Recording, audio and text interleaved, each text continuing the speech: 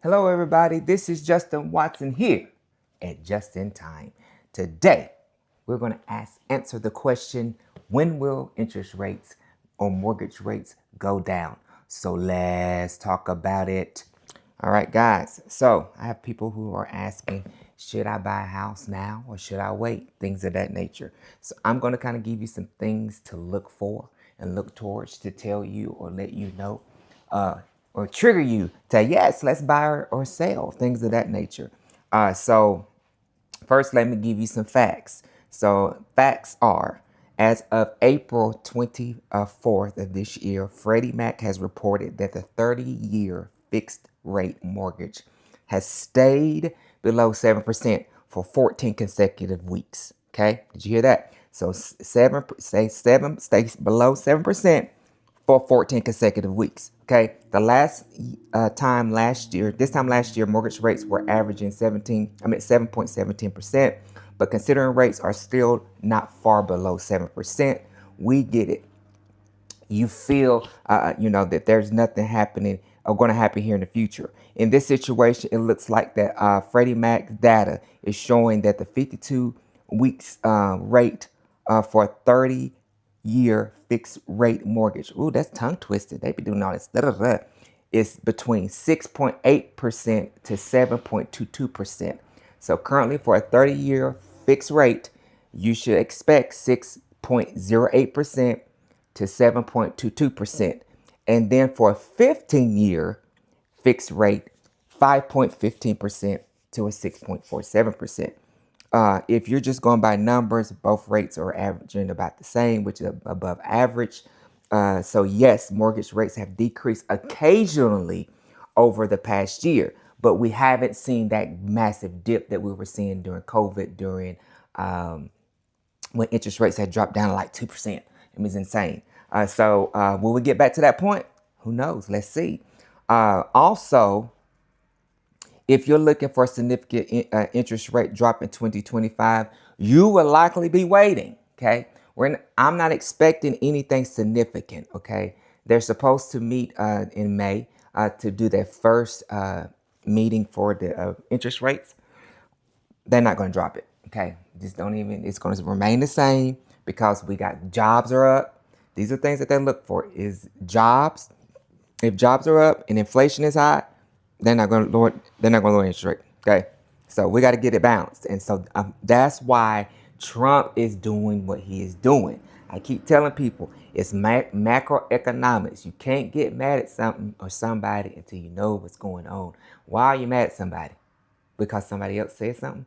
Somebody else told you something? Or somebody else don't like them? Get the facts and know what's going on. Trump is running this country as a business. Okay, he's not a politician. He's really not. He's a businessman. So he's looking at statistics kind of like how I do. I write it all down. You look at history. History repeats itself. History is a benchmark. It shows you where you've been for your potential or where you could go. Okay. So with all this macroeconomics, it should fix it to the place and the point where inflation will get balanced, jobs will get balanced, and interest rates will start quantitative easing. Okay. That is a word that I want you guys to type and learn, Hunter and everybody else. It's called quantitative easing. Quantitative easing in my world, I tell people, is basically money printing. Okay. It's basically when the government says, hey, the country needs help, so let's print some money. But honestly, the definition of quantitative easing, they call it QE, is a monetary policy used by central banks like the Federal Reserve to stimulate the economy, with traditional interest rate cuts are ineffective. So even with them dropping the interest rate, if it doesn't stimulate the economy, they're going to do quantitative easing. It involves the central banks purchasing long-term government securities or assets. The purpose of quantitative easing is designed to stimulate the economy with short-term interest rates are already near zero or further rate cuts are not feasible. Okay. How it works, the central bank purchase assets such as government bonds. Okay. If you notice, when the bonds and yields go down, you see the stock market goes up. Okay. Everything works. It's like checks and balance. Okay. Checks and balance. So when you see the stock market doing bad, that's when the 1%ers go to bonds and yields. Okay. So if you see the stock market doing good, don't go to bonds and yields. Okay. So you got to know what season you're in. You know, we talk about this at church. We're in season. Seasons aren't lifetime. Okay. We have seasons: winter, spring, summer, and fall. They're supposed to last for 3 months. Okay. They're supposed to. Sometimes we can have winter weather in April. Okay. It is what it is. So don't get stuck on, I'm just going to stick with stock, stick with stock, stick with stock. I'm just going to stick with the yields, stick with the yields, stick with the yields. You have to balance it out. Spread it across. Diversify your portfolio. The impact by lowering interest rates, quantitative easing makes it cheaper for businesses. Jesus, that's why just-in-time services was thriving and booming in 2019, 2020, and 2021. Okay, saw some of the best times in business.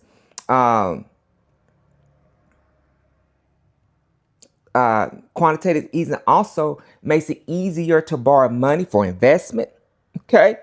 And for individuals to borrow money for housing and other purchases. This can lead to increased spending, investments, and economic growth. Fortunately, that's why we have inflation, okay? Because we had quantitative easing during COVID. They lowered the interest rates. The economy was booming. They was giving stimulus checks because during quantitative easing, they will give stimulus checks. Do I believe we're getting a stimulus check in 2025? Yes, I do believe that's going to happen later part of this year because this economy is going down real quick.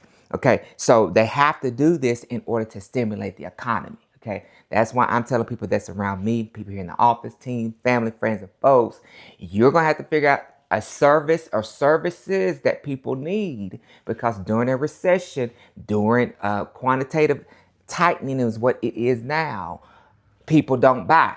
They only do what they need. So if you don't need or want stuff, you're going to see a decline. Like barbers, I tell all my barbers, you have to be ready to do cuts on your services because right now in Chattanooga, barbers are charging $50 a pop to sit in a chair. I've told mine, you're going to have to be in position to reduce those rates and still be able to survive. Okay? If you're at a store, you have to be able to either A, raise your prices, lower your prices, or do something with your payroll, lay people off. That's just what happens during this time. Okay. All this is going to determine if our interest rates are going to get lowered. All right. Quantitative easing is typically used during economic downturns, financial crisis, or periods of low inflation when traditional monetary policy tools have been exhausted. Okay, they have exhausted pretty much everything. Okay, the last 2 years have been nothing but hell for business owners, for the working class people. So I would not be shocked if this policy doesn't start happening around July or August. Like I said, I'm not your financial advisor. I'm an enthusiast, and I'm just going off of history and information. And based off of that, yeah, I'm looking probably July, August is when it's looking like. Okay. Go back to I hit the button when I lost my thing. All right, so examples. Federal Reserve used quantitative easing during the 2008 financial crisis and again in COVID. Okay, so again, stimulus checks, lowering interest rates, it's just money printed. It's so much money printed, but it's kind of like fake money. It's kind of like I'm printing $1 million that doesn't even exist. Okay, it's kind of like, it's weird, but hey, they do what they do. There is risk though. While quantitative easing is effective to stimulate the economy, now you see what we have going on now, inflation. The potential risks such as asset bubbles, which is happening, inflation, okay, and the potential for unintended consequences. Quantitative easing is a way for central banks to influence the economy by directly affecting the prices, financial assets, and availability of credit, even when traditional interest rate policies are ineffective. Okay, so I said all that because whenever we was talking about the interest rates earlier, they said that they're going to start using quantitative easing. So you got to know what quantitative easing is before you can even know if the interest rate's going to drop. Okay, so once we get back to let me see.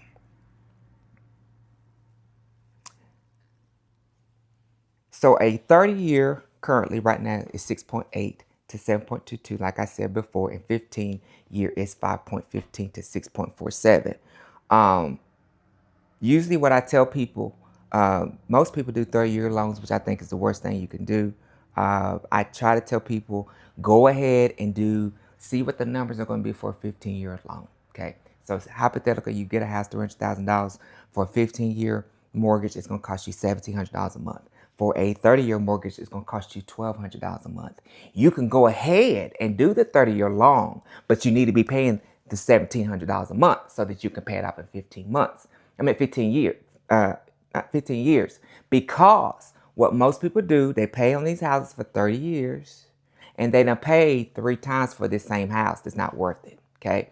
Case in point, I have a client. He purchased a house in 2004, okay, for $111,600. We are literally 21 years later and he still owes $100,000 on the house, okay? Let that sit there. Let that sit there. You've been paying $800 a month for 21 years. Let's do the math on that. 21 years times, so 800 times 12 is $9,600, so $10,000 a year for 21 years. He has paid $210,000 on that house and still owes another 110, and he's got 9 years to pay on it. So 800 times 12 times 9, he's going to pay another $86,400. So in total, the house that he paid $111,000 for, once he pays his payments all the way through, he's going to pay $304,000 for this house. That's not worth it, okay? Currently, the market value for the house is $232,000. Just letting it sit there. But everybody wants to buy a house. Until you got to own a house. You got to own a house. If you don't own a house, you don't own a house. You're not doing financial. If you're not owning a house, that's not it, okay? Owning a house is the worst investment, okay? So, guys, honestly, in this time period of quantitative tightening and in this economy being uncertain, everybody needs to really be honing in, getting their leverage together. If you allow us here just in time to do your taxes, you have nothing to worry about because we have these conversations. But for you that don't allow us to do your taxes here or financial advice here just in time, you guys could be in a pickle. So what you guys need to be working on is your leverage. If you don't know what leverage is, you have to call us. Give me a call. There's some things that I just can't share on here that you have to give me a call so that we can see what we can do to help you in those areas. But you must have good leverage in order for you to buy a house. You can't just go buy a house. I did a 12-step series earlier this year. You can go look at those videos to see all the steps because there's more to it than just saying I need to go buy a house, okay? So the latest for the Federal Reserve, as of March 2025, that's the last time the FOMC met, okay? So the central bank predict two rate cuts in 2025. That's how many cuts they are predicting. So essentially, if the current rate is 6.8 to 7.22, you're looking at our interest rates going as low as 4.08 to 5.22 on a 30-year loan, okay? So if that happens, it's going to be mirroring kind of where we were at in 2020, 2021, whenever everybody was able to buy a house and and the house market went, okay? So that's kind of how they're trying to get it to go back to. The latest 10-year Treasury yield. While short-term lending rates closely follow Fed funding rates, mortgage rates more closely follow the 10-year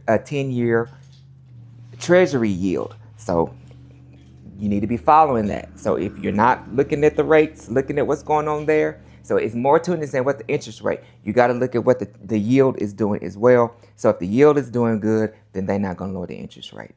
Okay.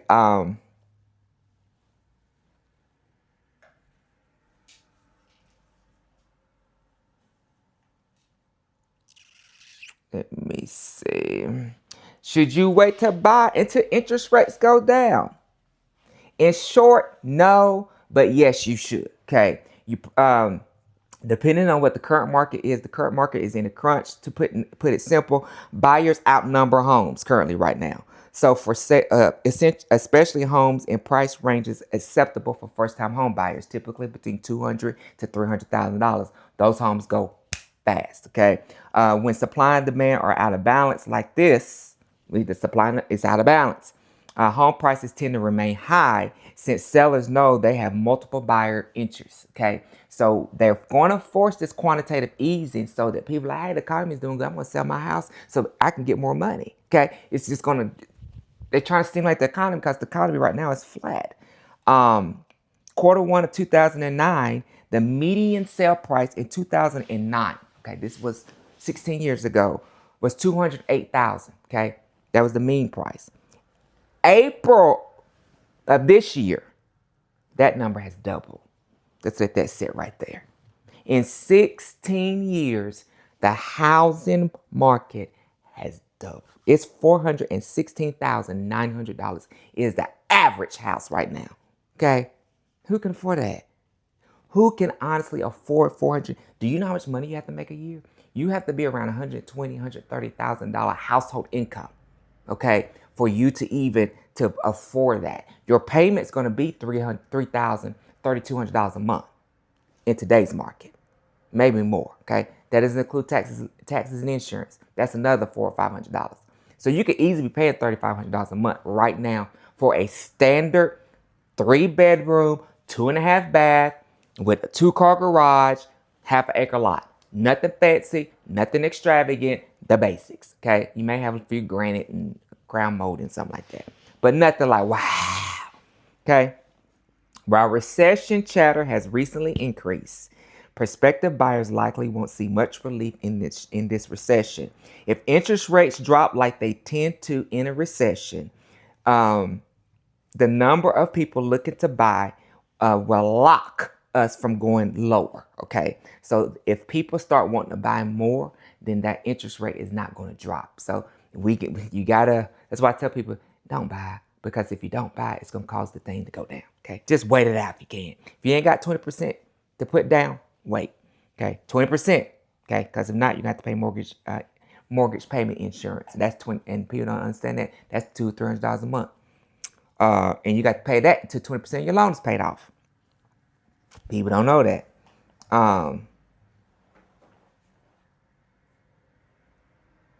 Economists expect mortgage rates to hold steady for the remainder of the year. According to Freddie Mac, the interest rates for 30-year loan has ranged between 6.62 to 7.4 for 2025. Compared to historic mortgage rates, 7% isn't considered a high rate, because back in the early 80s, I think 81, 82, interest rates were like 19, 20%. Okay. So this is nothing compared to where we could be. While it might be high compared to the pandemic era when it was sub 3%, loved it. Oh God, did we love it. It's par mortgage rates of the 1990s and considerably lower than what I just said, the 1970s and the 80s. Is it impossible to get to the 3% interest rate again? It is not impossible to get there again. But doing so requires the perfect set of circumstances. You need to find a homeowner with an assumable mortgage, one that can pass the new owner at the same interest rate as the original loan. VA, FHA, and USDA usually work on that, will work with that situation. There's two things. Let me see. If you're still curious and you think you want to buy a home, these are some things that you can consider that I tell people when you're looking at buying a home. Consider a fixer-upper. Okay, I tell people when buying a home, you want to get the biggest bang for your buck, because you got to think, if I come to you right now and say, I'm going to give you $200,000 or this house. Okay, well, first off, where's the house located at? That's the first thing gonna come across my mind, because if you say I'm gonna give you a house in Dallas, Texas, it ain't gonna do me no good, because I got a lot of stuff going over here. You're just giving me a house, okay, that's worth $200,000, okay? So I have to wait till somebody comes and say, hey, I want to buy your house for $200,000 in order for me to get that $200,000. So would I rather have $200,000 now, or have to wait 1 day, 1 month, 2 weeks, a year to get it? So we got to figure out how we can get liquidity. And so a lot of people get all their assets tied up and they don't have no liquidity. So consider a fixer upper so that you can get liquidity because you can get a equity line of credit, things of that nature to keep it moving. Rethink your commute. So if you drive a long way, sometimes I go on Google to try to find different ways and all that stuff. People think I'm crazy, but it is. You can get you a condo, because getting the condo, it helps out with a whole lot of homeowner expenses because they have homeowners association, things of that nature. So there's certain things you don't have to worry about, like the grounds, things of that nature. Consider a 15-year interest rate, like a 15-year mortgage, like I said earlier. And also, people don't know that you can do a rate buy down. Okay, rate buy down is an option. Interest rate buy down lets you pay cash up front in exchange for a reduced interest rate. That's why I tell people the money talks. The more money you have, they're gonna work with you. Buy downs can be permanent or temporary. Even a few years or of lower interest rates can be a relief for you on today. Okay, my friends. So, question. When will the interest rates go down? Like I said, it should go down this year. They're predicting at least 2 rate cuts. Will it be this month? No, it won't be April, it won't be May. More likely won't be June. I'm looking for July, August. Typically, they do stuff like this once kids go back to school because that's when people start buying houses again. Because the summer, people ain't worry about school. They ain't worry about any of that stuff. But come July, August, jobs change. I want to go to a new school district because schools rezone, and being rezoned, the parents want the kids to go to the best school. So heck, now we got to move because they're rezoned. So August is very busy. Late July, August, September, very busy in the housing market. So I wouldn't be shocked to see interest rates drop then. Do I think it's going to get as low as it was back when COVID was? If it does, a lot of people are going to be homeless. A lot of people are going to be jobless because this economy is in a mess. When you have everything is off balance, you got food inflated, but there's only certain things that's inflated, like eggs, 60%. We got problems, okay? Our essentials are being taxed. Our essentials are being, what's the other word I'm looking for? Not only taxed, inflated. Everything is just inflated. So that's why you have to make wise decisions. Be sure that you have at least 6 months saved up. If you don't have at least 6 months saved up or have access to 6 months saved up, you don't need to be doing no vacation, going nowhere, doing anything in this season. Okay? So if you have any questions, you know what to do. Give us a call. 888-505-8963. You can email us at justinwatson@justintimeservices.com or at leads@justintimeservices.com. Or you can come visit us at our headquarters here in the beautiful city of Dalton, Georgia at 1007 St. Charles Street. Just in time, where we strive to provide an experience. We'll see you soon.